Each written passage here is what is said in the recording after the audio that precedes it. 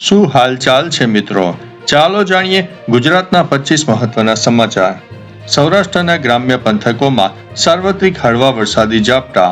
ખેતીની જરૂરિયાત મુજબ સૌરાષ્ટ્રના કેટલાક વિસ્તારોમાં છૂટોછવાયો વરસાદ નોંધાતા ખેડૂતોમાં રાહત જોવા મળી છે. આગળ વધીએ અને વાત કરીએ તો મહેસાણા અને કડાણા ડેક વિસ્તારોમાં જળ સપાટી ઉપર નજર. ચોમાસાની મોસમ દરમિયાન પાણીની આવકને ધ્યાનમાં રાખીને મહીસાગર નદી કિનારાના ગામોને તંત્ર દ્વારા સતર્ક કરવામાં આવ્યા છે. આગળ વધી અને વાત કરીએ તો દ્વારકા અને સોમનાથ ખાતે શ્રાવણ માસની ધાર્મિક તૈયારીઓ. પવિત્ર શ્રાવણ મહિના નિમિત્તે ગુજરાતના પ્રખ્યાત તીર્થક્ષેત્રોમાં લાખો દર્શનાર્થીઓની ભીડને ધ્યાનમાં રાખીને વિશેષ વ્યવસ્થા ગોઠવવામાં આવી છે. અન્ય મહત્વના સમાચારની વાત કરીએ તો પંચમહાલ અને છોટા ઉદેપુર ક્ષેત્રમાં ગ્રામીણ રોજગારી યોજનાઓ. મનરેગા અંતર્ગત સ્થાનિક શ્રમિકો માટે ગ્રામીણ સ્તરે જળ સંચય અને માળખાકીય વિકાસના કાર્યો શરૂ કરવામાં આવ્યા છે. અન્ય મહત્વના સમાચારની વાત કરીએ તો અમદાવાદ અને સુરત મેટ્રો રેલ પ્રોજેક્ટની પ્રગતિ. શહેરી જાહેર પરિવહનને વધુ વેગ આપવા માટે બાકી રહેલા મેટ્રો રૂટ્સના નિર્માણ કાર્યને ઝડપથી બનાવવામાં આવી રહ્યું છે. અન્ય મહત્વના સમાચારની વાત કરીએ તો મહીસાગર જિલ્લામાં કડાણા ડેમની જળ સપાટી ઉપર સતત મોનિટરિંગ કરવામાં આવી રહ્યું છે. આગામી દિવસોમાં સંભવિત વરસાદની આગાહીના પગલે ડેમ સત્તાવાળાઓ દ્વારા પાણીના પ્રવાહનું નિયંત્રણ સુનિશ્ચિત કરવામાં આવ્યું છે. અન્ય મહત્વના સમાચારની વાત કરીએ તો સૌરાષ્ટ્રના માર્કેટિંગ યાર્ડમાં કૃષિ પેદાશોની આવક. ખેતીની ઉપજના વેચાણ માટે હળવા વરસાદી માહોલ વચ્ચે અને વિરામ વચ્ચે પણ યાર્ડોમાં મગફળી, કપાસ અને જીરુની આવકો શરૂ થઈ જવા પામી છે. અન્ય મહત્વના સમાચારની વાત કરીએ તો ઉત્તર ગુજરાતમાં શૈક્ષણિક સંસ્થાઓ દ્વારા વિશેષ જાગૃતિ અભિયાન. યુવાનો અને વિદ્યાર્થીઓમાં સાયબર ક્રાઇમ અને ડિજિટલ સેફટી અંગે માર્ગદર્શન આપવા માટે ખાસ સેમિનારો યોજવામાં આવ્યા હતા. અન્ય મહત્વના સમાચારની વાત કરીએ તો અરવલ્લી અને ભિલોડા પંથકમાં આદિવાસી પરંપરાગત હાટ બજાર. સ્થાનિક ગ્રામીણ કલાકારો અને ખેડૂતો દ્વારા પોતાની પરંપરાગત પેદાશો તથા થાળીઓનું પ્રદર્શન અને વેચાણ શરૂ કરવામાં આવ્યું છે. આગળ વધી અને વાત કરીએ તો જૂનાગઢ ગિરનાર પર્વત વિસ્તારમાં પ્રવાસીઓનો ધસારો. રોપવે સેવા શરૂ થવા અને ચોમાસાના હરિયાળી વાતાવરણ વચ્ચે ગિરનાર પર્વતની પ્રાકૃતિક સુંદરતા માણવા માટે રાજ્યભરમાંથી પર્યટકો ઉમટી પડ્યા છે. અન્ય મહત્વના સમાચારની વાત કરીએ તો ગાંધીનગર ગિફ્ટ સિટીમાં આર્ટિફિશિયલ ઇન્ટેલિજન્સ સેન્ટર. ટેકનોલોજી અને ઉદ્યોગ વચ્ચે સેતુ બાંધવા માટે તૈયાર થયેલા એઆઈ સેન્ટર ઓફ એક્સલન્સ વૈશ્વિક કંપનીઓ માટે આકર્ષણનું કેન્દ્ર બન્યા છે. અન્ય મહત્વના સમાચારની વાત કરીએ તો મહીસાગર અને નર્મદા કાંઠાના વિસ્તારોમાં હાઈ એલર્ટ.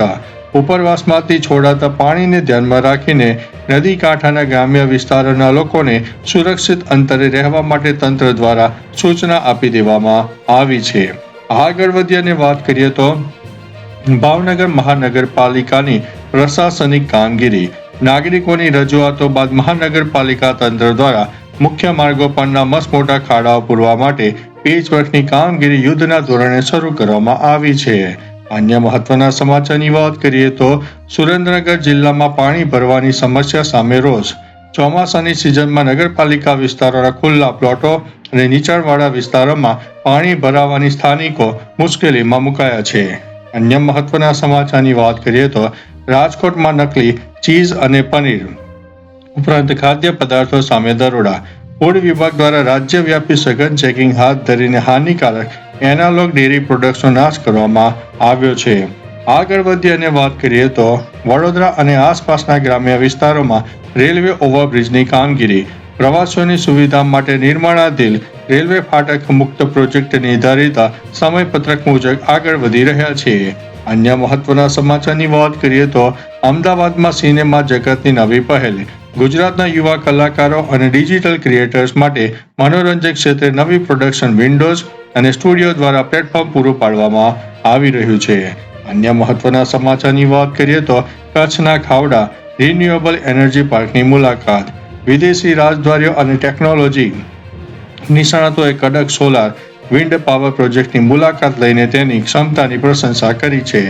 આગળ વધી અને વાત કરીએ તો સુરત ડાયમંડ બુર્સ દ્વારા વૈશ્વિક વેપાર સુવિધાઓ. હીરા ઉદ્યોગ સાથે સંકળાયેલા વેપારીઓ માટે આંતરરાષ્ટ્રીય સ્તરની લોજિસ્ટિક અને કાર્ગો સેવા વધુ સરળ બનાવવામાં આવી છે. અન્ય મહત્વના સમાચારની વાત કરીએ તો બનાસકાંઠા અને પાલનપુર પંથકમાં ખેતીવાડી અપડેટ.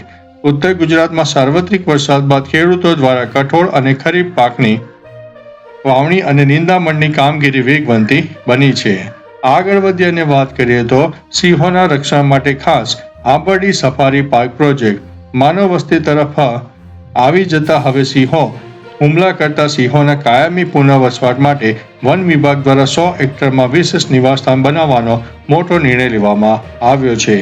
આગળ વધી અને વાત કરીએ તો આણંદ સહિત રાજ્યભરમાં મોસમી બીમારીઓ સામે પૂરતી તકેદારી.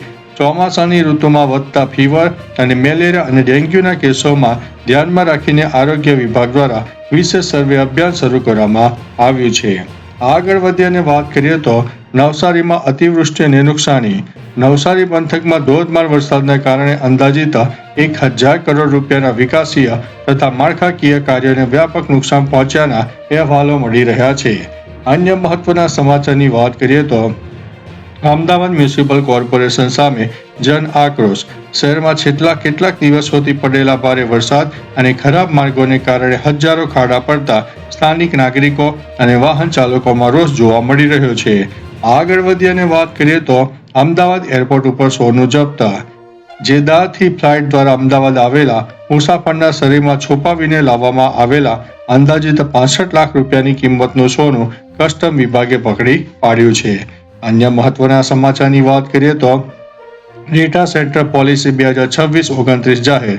ગુજરાત સરકાર દ્વારા હાઇપરસ્કેલ ગ્રીન AI ડેટા સેન્ટરો માટે નવી નીતિ અધિસૂચિત કરવામાં આવી છે, જેનો હેતુ 7.5 GW ક્ષમતા વિકસાવવાનો રહેલો છે. તો ચાલો મિત્રો, ફરીથી દેશ અને દુનિયાના સુપરફાસ્ટ સમાચાર લઈને મળતા રહીશું. ત્યાં સુધી અમને રજા આપશો. નમસ્તે.